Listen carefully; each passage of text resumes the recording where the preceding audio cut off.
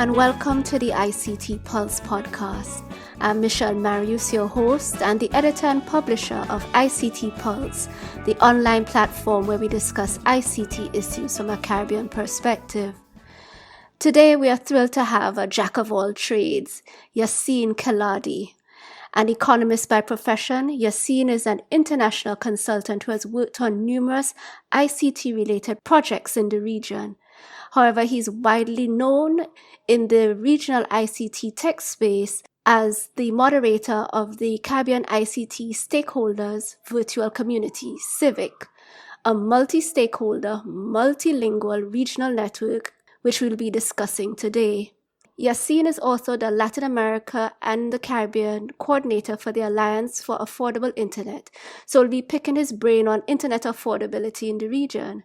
And since Yacine is based in the Dominican Republic, we must take the opportunity to ask him about the ICT tech space there.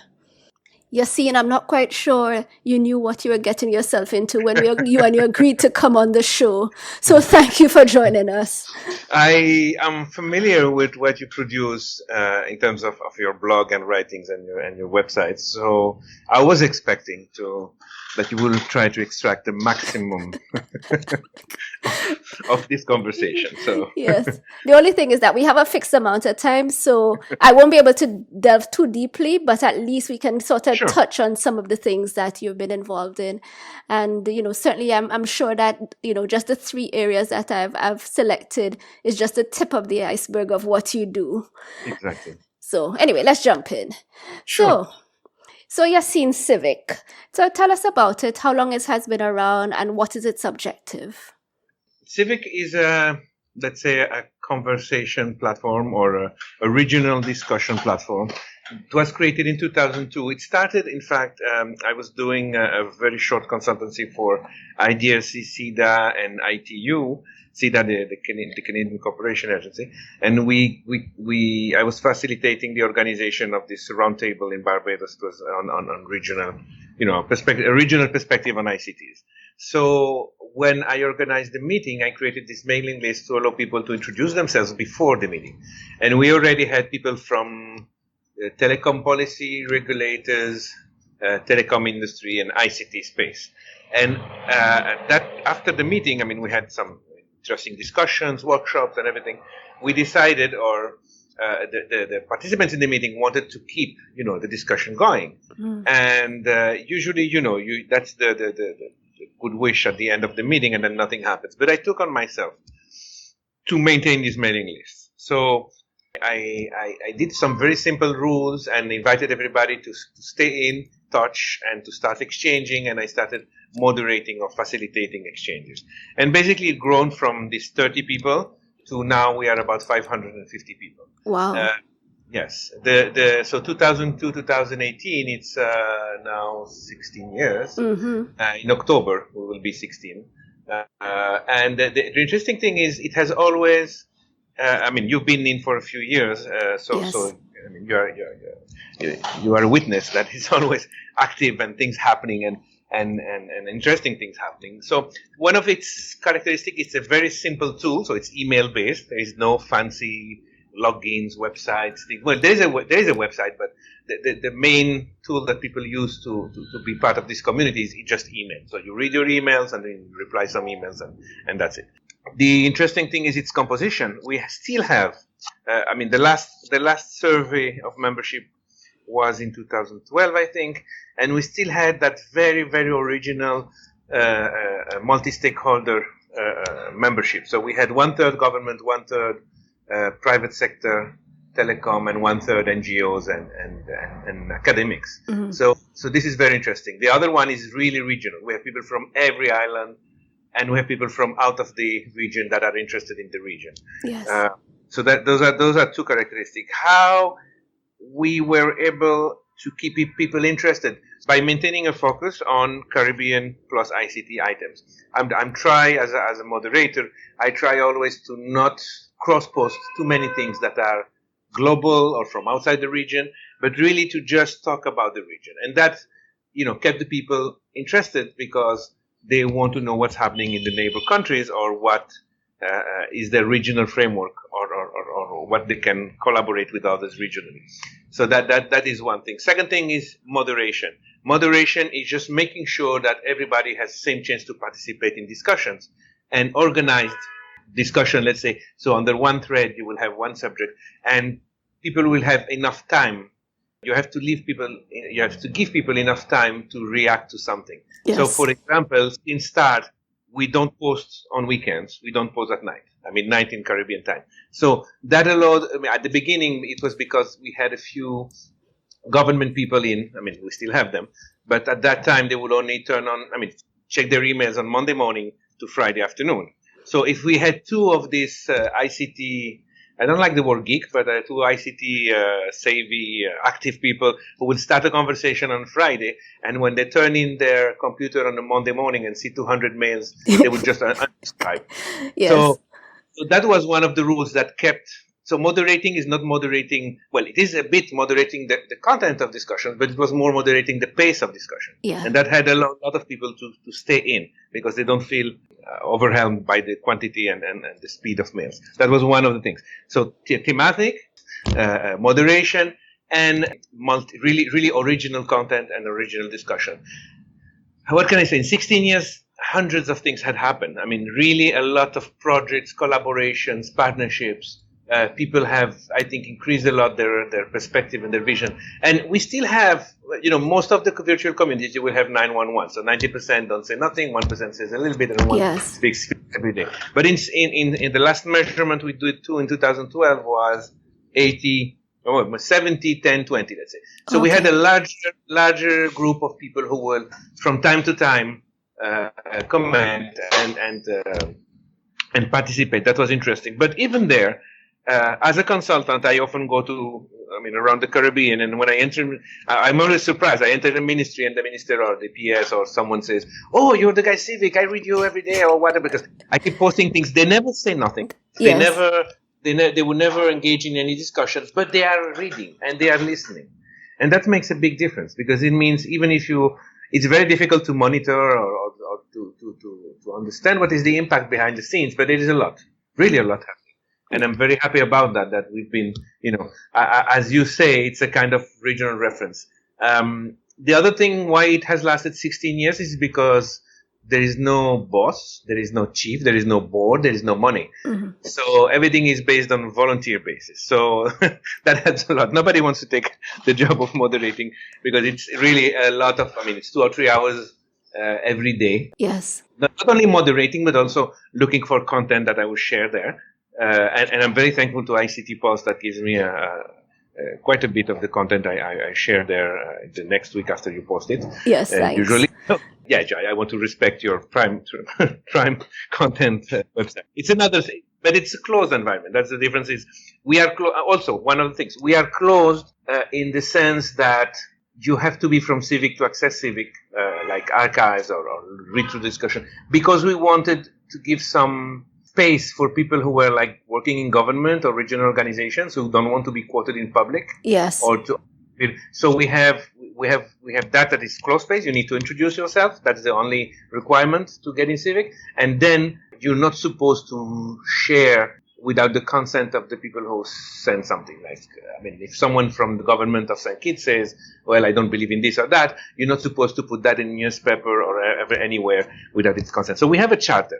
That charter also allows us to do things on behalf of CIVIC, because that's we called it at that time Governance 2.0. It was in 2008 or 7 that we came with that, when everything was 2.0 already. So the idea is we have no board, but every member has a right to draft a mandate and say, I want to represent CIVIC membership to this event, or I want to write a paper, I want to do a workshop, I want to do a project on behalf of CIVIC. Everyone has the right to do it. The only requirement is that you prepare a mandate and you submit the mandate. And there is a procedure for votes, so it's in the charter. So you have to leave 5 days for people to say yes, no. Those who don't say nothing are saying yes by default, and those who want to put an amendment and everything. So the idea is anyone can represent CIVIC. So the mechanism was used a few times.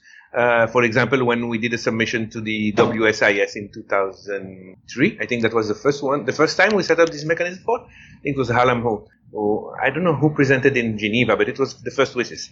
So we had a Caribbean stakeholders position there. So the idea is that anyone all the positions from the community have to be presented, no matter if it's a minority point or position, and everything has to be vetted or validated by the community before it's presented. So it's a bit heavy in terms of, it's easier that you go and say what you have to say than represent the community, but you have, like now it's 500 people behind you, supposedly, when you present something on behalf of the community. So it's a lot of strength. We did that also for the Caribbean, the first CARICOM project that had this multi-stakeholder board to monitor the project. It was the CRIP, the Caribbean Regional Integration ICT program. Okay. And there was a board. So at that time, I think our friends from Guyana, Lance and Vidya, they have DevNet. Yeah, so DevNet was representing CIVIC in CRIP. So we had that mechanism. The only difficulty was that we wouldn't get in time the agendas and the subjects. So because we needed time, when you get the agenda, then you go to CIVIC, you say you have 1 week to give us your inputs. So we will put that input back in the board meeting. But we never had that. The time, the sequence of timing of things was a bit difficult there. But we had. So anyone can, as a member, use the name of CIVIC as long as they request it and they got a mandate for it. Okay. So there is no board. It's a new kind of organization. I say flat. I'm just the moderator, facilitator. I never been into any meeting saying I am CIVIC. Right. I don't, not even for myself. So I can say I am facilitator, moderator of the emails, but I'm not CIVIC. I'm just, I do a service. Of course, there is a benefit for me in terms of, I do it for free in the sense that and nobody pays me to do it, but I get a lot of exposure. It forces me to keep myself abreast of all the issues going in the region. So because I have to read everything and I keep, getting from many sources together and sharing it in the community. So, so I get a lot of people asking me things, and from time to time people saying, okay, I know you know the region and we need you for this job or for this assignment. So from time to time, but usually I also share the assignments in the list. So. Excellent. So just, So I was going to ask, CIVIC can be represented on issues if a member of the community steps forward and says, I want to represent CIVIC on an issue. Yes. Can you recall any major successes CIVIC has enjoyed in terms of being able to shape the ICT conversation in the region on a particular issue? Well, for example, for the HIPCAR project, I think we also had, when the HIPCAR was doing the model laws for the Caribbean, right? Yes. Dominican Republic, I think, because it was a CARIFORUM project. We were able to input quite a lot. Okay. But as I say, it's very difficult to monitor the real impact because a lot of discussions happening here will have people do things in their day-to-day, but then they're reporting back because it's indirect. We're really influencing the thinking and giving a regional perspective. So I can say in WSIS in 2003, we had a voice and we put in the agenda the Caribbean issues. Okay. But after that, what happened, I don't know. The fact that we have 4 or 5 ministers that are reading CIVIC, really reading CIVIC. Yes. It's probably impacting what the decisions they make and the way they manage things in their countries. Same for regional organizations. Or I know an officer in one of the European delegations that works on ICT projects that tells me, CIVIC is great because that's how I monitor my projects. Well, not really how I monitor this project, but he got news and impacts and he knows things are happening or not because he reads on CIVIC certain things. So, on regional policy, regional regulation, what are the issues at the moment? So it's very difficult because this is really a platform for exchange and get the people to know each other and hopefully collaborate, which is a much more down the road. Let's say first you exchange, then you get to know each other, and then you can eventually collaborate later when you are more acquainted with people. But it's a process, right? So it's not absolutely straightforward. So we are providing this platform, and I think that a lot of regional projects have succeeded or have done things a bit better or more interesting because CIVIC was there to make the connection. So a lot of projects have requested connection, requested feedback, and I can tell you that when someone posts something in CIVIC, you will have your 300 or 400 people reading, and you probably have maybe one answer in the public, space, community. You will have 5 or 10 people emailing you privately saying, I'm interested by this, I want to be part of that. I don't know. You are in CIVIC. Have you Has it helped you in any way? Absolutely, because as you rightfully say, because there's so many issues going on that even for me, who sort of make it my business to try to know what's going on in the region, you find that there's just so much that you really can't keep on top of it, and it's also useful to have the perspectives of others with some of the topics. You have the long-standing stalwarts who have been there from for years and so have seen the evolution of various things, and they share incredible insights that you would not necessarily get just even by reading some of the articles and papers that are being published currently. So I find it very interesting myself. And have you? And I'm doing the interview now. So yes, yes. Were you contacted behind the scene by people who say, "Oh, I saw your post in CIVIC. I'm interested by this and that"? Not really, but I have posted one or two things, and people have emailed me privately on it. Exactly. Yes. So that's the point. I mean, a lot of people are making the connections, and the impact is happening, what I call behind the scene. Mm-hmm. In 2009, 2012 or 9, I don't remember, 2012. We did the CIVIC meeting. That was the last time we physically had a gathering of CIVIC members in Dominican Republic. We got some funding from IDRC to do that. And there we had a professional facilitator, a lady who helped us get the stories behind the scene. And it was amazing. I mean, it was like a big wall. We did a lot of posters and people telling what had happened after they posted in CIVIC or after they read something and they took an action, like emailing the person or going to check that, how many projects have emerged, how many collaborations and all these things. So a lot of things happen, and it's fine for me. I moderate the thing. I can just see the tip of the iceberg. You also can only see the tip of the iceberg. A lot of things are happening. It's okay. I mean, I just push the iceberg to keep afloat. Yes. And the things happen, let's say, organically. Absolutely. So, okay, let's move on. So, since you're based in the Dominican Republic, and honestly, for those of us who are in the English-speaking Caribbean, as much as the Dominican Republic is part of the Caribbean, it sometimes seems like this exotic location that we really don't know very much about. So, I'm just hoping you can just give us a sense of what the ICT tech landscape is like in DomRep. That's a question for spending a few hours. So.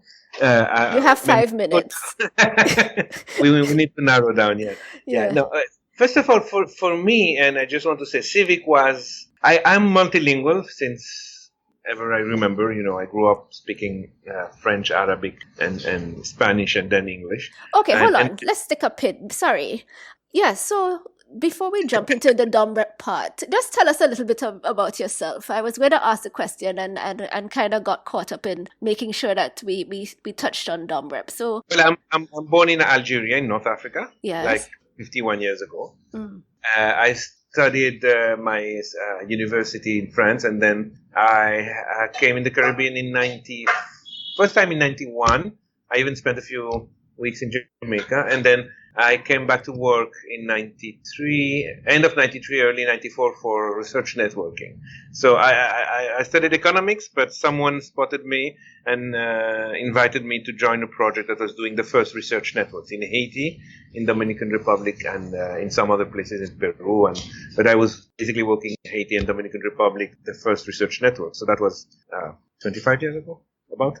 Yeah. Yes. So that's how I started in the ICT field, and from there I moved to a lot of areas. I've done really a lot of things from grassroots, community-based, community centers, and not visiting once a month, but living there for years, and at the same time doing a lot of other community development projects, and at the same time doing consultancies internationally and in many areas, from literally research, ICT policy, a lot of areas. And if you go to my page, yacine.net, you will see I really touched to a lot of different things. Yes. So the multilingual thing, it was because of your remark of Dominican Republic and how much the English-speaking Caribbean knows or don't know about Dominican Republic. Yes. One of the ideas behind CIVIC, and at the beginning we had translation in every mail. Okay. And then at some point also, I think in 2009-8, we implemented automated translation, but then someone had to cut and paste in every mail the automated translation, because the idea of CIVIC was also to get together these different spheres in the Caribbean that, because of the language barrier, did not easily, communicate and know about each other. So that's why I keep also posting things in French and in Spanish. Yes. I believe that's one of my vocations, is to be a bridge among language, and I speak Creole. I worked in Haiti. I lived in Jamaica. I lived in St. Kitts. I lived in many parts of the Caribbean, and I feel there is so much more in common, even between the English speaking, the Spanish speaking, and the French speaking or Creole speaking Caribbean than what people can imagine. But we're still so much under this north-south way of communicating and sharing knowledge. So if you want to know about sugar industry and the yields in the fields compared between Jamaica and Dominican Republic, you probably will have to go to a university in Miami or in London, which is a shame.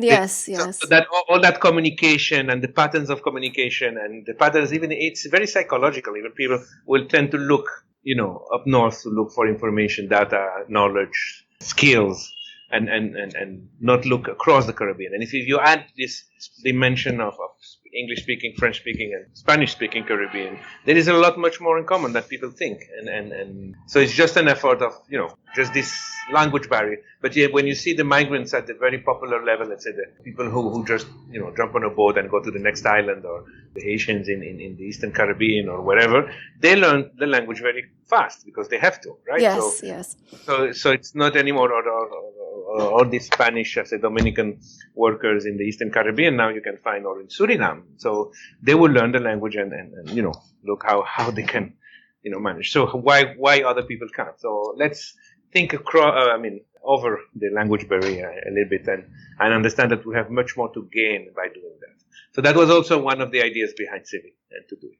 So for Dominican Republic, it's complicated to tell you in 3 sentences, but while the indicators in the country are from low, middle income, typical things, so we have a big divide, a social divide that translates into a digital divide, in the sense people who can't afford. The real data is not that we have 60% users in Dominican Republic, but only 12% of homes have broadband connectivity, which gives you another idea of it's not the number of accounts, but the number of really households who are connected. So compared to the rest of the Caribbean, you would say that we are. Caribbean also is a lot of things. Haiti, Suriname, Guyana, are maybe not the same as Barbados, Jamaica, and Trinidad. So also we have Caribbeans a lot. So in between there is this Dominican Republic, the statistics, but there. Because of the income inequality in the country and the way the network is built and the problem in the wholesale market in particular, which makes broadband expensive for anyone to resell and the tax system and the lack of infrastructure sharing, the tax system is a burden. So the affordability in Dominican Republic is still too high.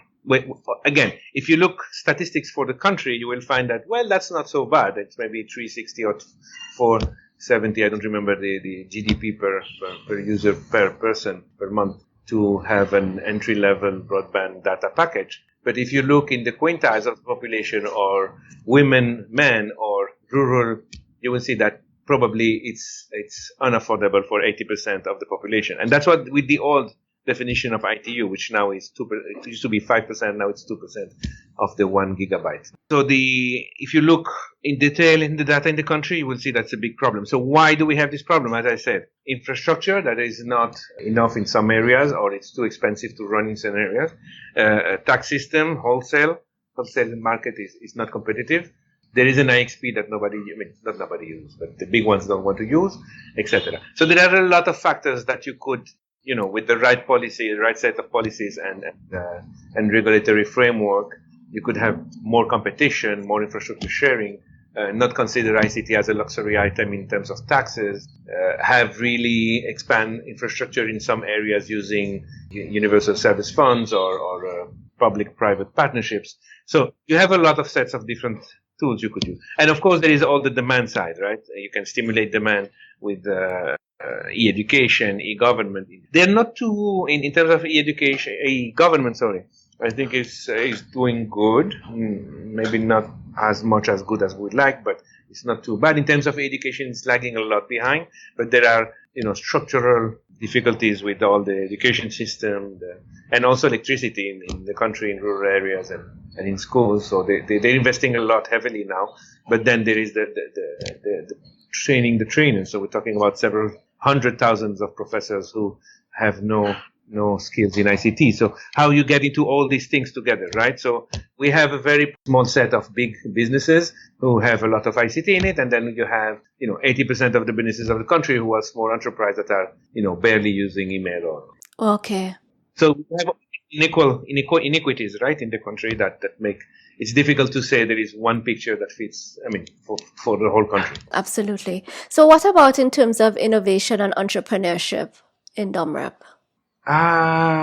It's been a while since I haven't been in that area. Okay. But I think that there is a thriving software/ICT community, but we have at another scale, but the same problems you have in other parts of the Caribbean, that you train people well, then this ICT business is small, they can't access finance. The big contracts that could, make a difference for them usually are tendered internationally. So you will have foreign companies with off-the-shelf solutions come in.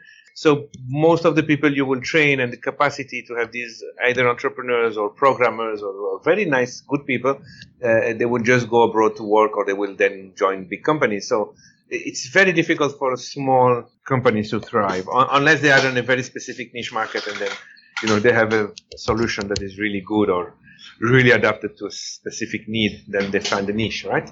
But otherwise, it's quite complicated. I think there is an incubator at the ITLA. There is a couple of more incubators out there. But right now, I understand the government policy is more like trying to have the SMEs all over the country adopt ICTs in the day-to-day operation. Okay. Okay. So I just wanted to go back, and we're moving forward actually, because you were talking about affordability of broadband, and since you are the Latin America and the Caribbean coordinator for the Alliance for Affordable Internet, A4AI, I just wanted to get a sense as to what do you do in that role. Okay. A4AI stands for Alliance for Affordable Internet, which is a coalition or an alliance of, we have some 82 or 83 members right now at the global level, right? You can find a4ai.org, you will see all these members. So this includes governments, development agencies. We have the Google, the Intel, all the private sector, Facebook, GSMA, the operators. We have research centers. So it's a global project, right? That looks at affordability in the way of reforming public policies and regulatory frameworks to enable affordability. The definition of affordability, as I was saying before, used to be, according to the ITU-led UN Broadband Commission, 5% of your monthly average income for a 500 megabyte data package entry level. Now it has moved, thanks to our work, and we are very proud of that after 3 years claiming to change that definition, it has become now 2% of your average income for a 1 gigabyte.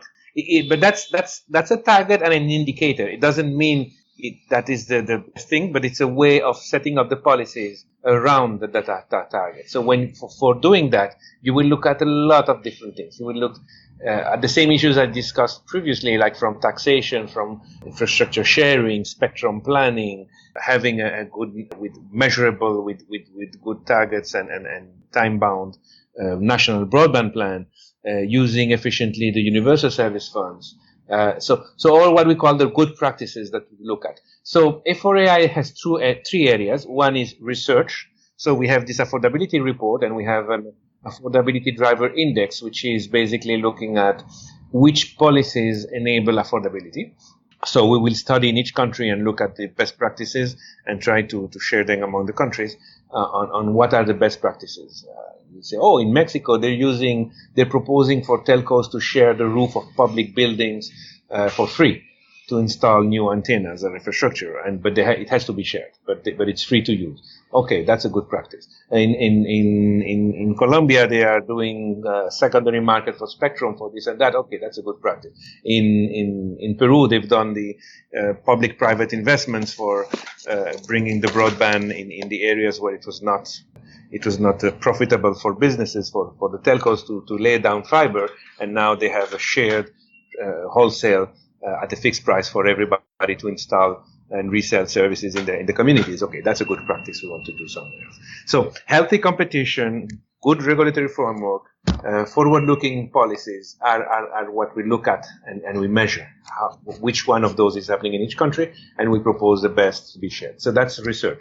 Then we have global advocacy. Like I told you, this success we had in having the UN Broadband Commission adopt our definition of affordability is one. The fact that now gender-specific targets and gender-sensitive ICT policies are on the agenda everywhere now, more and more at the international level, and hopefully soon at the national level, is also part of one of our programs called the Women Rights Online Research Project, and really it's about global advocacy, like advocating this change of vision and understanding of public policies for digital inclusion. And the third one is country engagement. And in country engagement, we are selecting a very few numbers of countries around the world. Right now, there's 7, 2 in Asia, 3 in Africa, and 2 in Latin America, which I coordinate, so Dominican Republic and Guatemala, where we work setting up national coalitions. So we bring together all the actors, government, private sector, academia, NGO, civil society, telecom operators, donors, everyone in the table, and we try to identify what are the barriers for affordability in that country. And in every country, we choose 1 or 2, 3 things that we can change in the next year or 2 years and have that change impact the country affordability. So in Dominican Republic, we choose to support the finalization of the digital agenda that was stuck for some years, a proposition on infrastructure sharing, a proposition of fiscal policy, and the fourth was data, getting a good system to get the data to understand the system, the ICT sector, because we were lacking of some data. In Guatemala, they have chosen one to develop a national broadband plan, so we are doing that work participatively with all the stakeholders. We needed to define the best institutional framework for the digital agenda because they had an agenda, but nobody was in charge of implementing it. So we just did last week an international event bringing in a lot of expertise on what is the best model to manage a digital agenda and to have impact. And the third one is social inclusion. And there we just adopted last week also in a workshop with the whole community, with the whole coalition, on choosing the best methodology to analyze social inclusion in the digital agenda. So the stakeholders now have agreed, so we're going to look at every project and program they have in the country and see if they have taken into account all the parameters, if they have developed the right projects with the right indicators to monitor the impact on social inequities, so gender, rural, poor, indigenous, in terms of and disabled and others. So we will look at the different things. So as you see in each country, in Myanmar, in Ghana, in Nigeria, in Mozambique, in Bangladesh, where we are, each country chooses 2 or 3 areas where we can do a quick policy change in the public policies, so we can have an impact on affordability. So this is the third area of work. So we have, again, research, global advocacy, country engagements. That's A4AI. And by the way, A4AI is a project of the Web Foundation, which is a larger organization. Well, larger in terms of, it's not larger in terms of people. It's larger. It's the umbrella organization, let's say, that manages this alliance. And Web Foundation was created by Sir Tim Berners-Lee, the inventor of the web, 25 years ago. So we have other areas working there, which includes open data, digital citizenship. We work a lot now on algorithmic responsibility, data privacy, and what was the other one? Open data. Okay. One in but it's a larger framework. So access and affordability is like one of the pillars within the Web Foundation, and A4AI is a project that bears that pillar, the work in that pillar. Okay. What do you think about the ICT space in the Caribbean generally and about affordability of the internet in the region? Just do you have any thoughts on that? Well, again, we have several Caribbeans. I'm not sure that from somebody in East Demerara, Guyana has the same situation as a citizen in Barbados or in Belize or in Haiti, because now Haiti being part of CARICOM, and Cuba and Dominican Republic, which are also part of the wider Caribbean. But I wouldn't say there is one picture that fits all. So I wouldn't, dare to say that. But I think that we need a lot more. I mean, I look at the statistics and you would say, but it's not too bad. The Caribbean is doing good overall, globally. We're good in the indexes and not too expensive. But if we look at probably income inequities in the countries and then gender imbalance and then rural versus urban populations, we will certainly find that there is still a lot of work to do. The Caribbean has its specific, you know better than me, specifics, the size, the insularity, Yes. the historic inheritance in terms of legal frameworks, etc., the story of the incumbent, all these things probably make it's very specific. I think the size in particular, when you think about how to solve some structural market failures in terms of competition and others, but there is a lot of change. What I see lacking in the Caribbean is more, let's say, civil society engagement in these issues. I feel that you would go to Latin America, Europe, and even Africa, and you will find a lot of people who are not from the ICT sector, who are not telecom consultants, but they have a stand because they understand that, social development would need a solid ICT availability, affordability, and capacity. So a lot of people who are working, in agriculture, in fisheries, with women, in any other area, in education, health, we'll be more inclined to go to all these areas where ICT policies are being discussed, right? Yes. But in the Caribbean, maybe because there is, of course, it's small, and usually you have one person doing everything in the government, and then you will also in civil society, you will find the same set of people going to every, climate change, debt reduction, every area, there will be everywhere the same people. So maybe that's the difficulty, but I don't see enough, in my sense, engagement from civil society, let's say at large, or consumers. And I feel in some areas like, I also work a lot in open data, not with the foundation, but with another smaller structure, Fundación Taigüe. We've done quite a lot with Caribbean Open Institute in the Caribbean. Right. And I feel like very different from the rest of Latin America. We don't have this civic tech, apart from Matthew and Slashroots, but we don't find the civic tech groups, let's say, of people engaged, programmers and others also engage in building tools and applications and working with the civil society to help use these tools to have a more engaged civil society, or more engaged in monitoring government, or in using open data for doing a lot of things. So I think we lack a lot of that in the Caribbean. How you think we can address that issue? Because I wondered about it myself, and the only thing that kind of came to me is that there can be a sense that somebody else is going to address it. So, it's not my responsibility, or I really don't need to take it on. But what are your thoughts? I don't know. I think we should organize something. You should organize something and let's talk about it. But there must be a way to engage more the citizens about that. I think it's a very.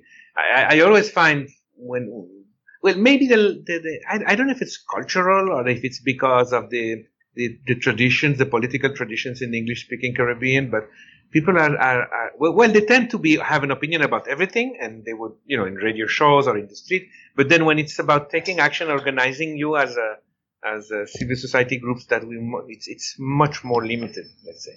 So I don't know why. Okay, well, it's something that I guess probably our listeners can chime in and give us some suggestions as to why that might be the case. Yeah, but you agree with that, right? No, absolutely, yes. No, definitely, I do. If you look at the other countries in Latin America, at least, you will see, when I work open data in Latin America, in every country I will find 3, 4, 5 organized non-for-profits working on ICT apps for, education, health, transparency, monitoring budget. Some are building apps to check if the politicians' promises are being held and they are complying with what they promised. Everywhere you will find people doing a lot of apps to monitor budget, to this, but in the Caribbean there is no one, almost no one. Sorry, almost. Yes. Because also too. Why? I don't know. You tell me. Now, as you said, almost no one, because oftentimes what I also find is that a lot is going on that we don't know about. So I just, as you said, almost no one. It just reminded me of that. Yes, probably. Let's hope so. Let's hope a lot of things are happening, and I am the old generation, so I'm not aware. But I think I'm pretty much aware of what's happening. Because that's thanks to CIVIC. I keep myself updated on, and also not only CIVIC, but also the Caribbean Open Institute, which I have this little network called Open Data Caribbean, which I also post things but just on open data and apps and things like that. Well, since you mentioned open data, what is the state of open data? I felt as if it got a lot of visibility a few years ago, and it has sort of whittled into the background. What is happening in the open data space? I think the difficulty there is three things. But open data is a very nice concept and idea, but you need three areas. You need a legal framework or regulations to make people produce data, yes or yes. Like I would put all my data in an open format anyway, but that requires a lot of effort. You have to streamline a lot of processes in the ministries, in the data producers, government data production institutions. So it's an in-depth work, right? That has to be done. Then there is what I call intermediaries, because you can put the data sets with millions of rows on I don't know, agricultural production here, but somebody to translate and make that something useful for other people. Then you need this intermediary sector. And who's going to fund it, and who's going to make sure that they do the right things. And then there is the users community. So you have researchers, businesses.